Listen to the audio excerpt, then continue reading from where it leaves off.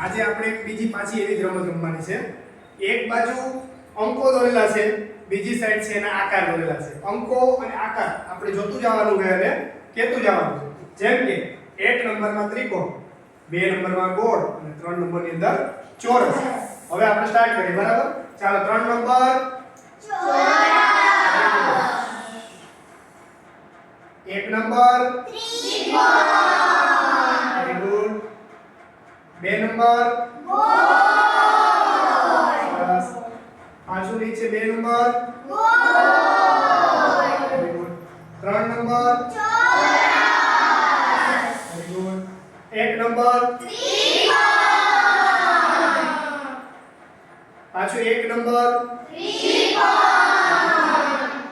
3 number ચોરસ,